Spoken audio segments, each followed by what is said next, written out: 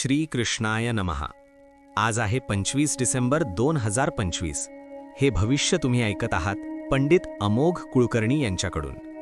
मित्रांनो, आजचा हा व्हिडिओ सामान्य नाही, कारण आज आपण बोलणार आहोत केतू 2026 बद्दल। पण सगळ्या राशींसाठी नाही। आज मी स्पष्टपणे सांगणार आहे त्या 4 राशींची नावे ज्यांच्या आयुष्यात 2026 मध्ये केतू थेट मूळापासून बदल घडवणार आहे। आणि हो, जर तुमची रास यात असेल तर हा व्हिडिओ शेवटपर्यंत पाहणं अत्यंत गरजेचं आहे।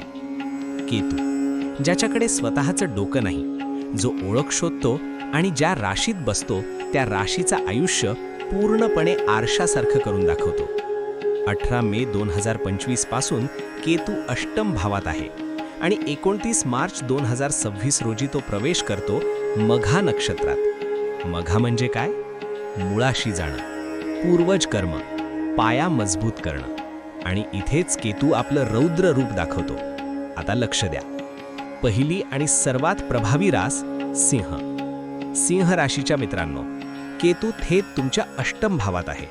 याचा अर्थ अचानक बदल, जुनी ओळख संपणं, अहंकाराची परीक्षा आणि जीवनाचा नवीन अध्याय। 2026 मध्ये तुम्ही जे आहात ते राहणार नाही। नोकरी, नातेसंबंध, प्रतिष्ठा सगळं रिसेट मोडमध्ये जाईल। पण घाबरू नका, जर तुम्ही अध्यात्म स्वीकारलत, नम्रता ठेवलीत, तर हाच केतू तुम्हाला अदृश्य शक्ती देईल।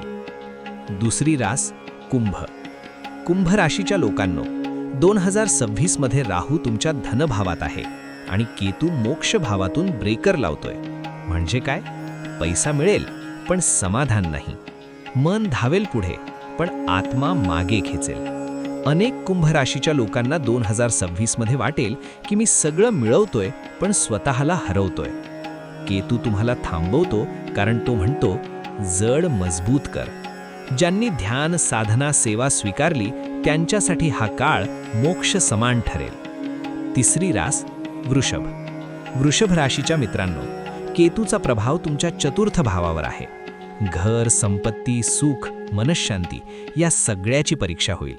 काहींना घर बदल, काहींना मानसिक अस्वस्थता, काहींना आई-वडिलांच्या आरोग्याची चिंता। पण इथेच केतूचा गुप्त वरदान आहे। जे वृषभ राशीचे लोक ईश्वराशी जोडले जातील त्यांना 2026 मध्ये अचानक स्थावर संपत्तीचा योग मिळू शकतो। चौथी रास वृश्चिक। वृश्चिक राशीच्या लोकांनो, केतू तुमच्यासाठी आध्यात्मिक जागरण घेऊन येतो। अचानक ध्यानात मन लागेल, अंतर्ज्ञान वाढेल, स्वप्न बोलू लागतील। पण लक्षात ठेवा, हा काळ मटेरियल एक्सपॅन्शनसाठी नाही, हा काळ आहे आत्मा जागा करण्याचा। ज्यांनी हा संदेश ओळखला ते 2027 मध्ये इतरांपेक्षा खूप पुढे असतील। बेल, केतूचा उपाय सगळ्यांसाठी। केतूला अनुकूल करायचा असेल तर उपासना करा। मित्रांनो, 29 मार्च ते 5 डिसेंबर 2026 हा काळ आहे सोडण्याचा, जड मजबूत करण्याचा आणि नंतर फळ मिळवण्याचा। जर तुमची रास सिंह, कुंभ, वृषभ किंवा वृश्चिक असेल तर हा व्हिडिओ सेव्ह करा, पुन्हा ऐका आणि अशाच खोल आणि प्रामाणिक ज्योतिष विश्लेषणासाठी चॅनलला सबस्क्राईब करायला विसरू नका। आपण ऐकत होता पंडित अमोघ कुलकर्णी। पुन्हा भेटूया पुढील भविष्यासह।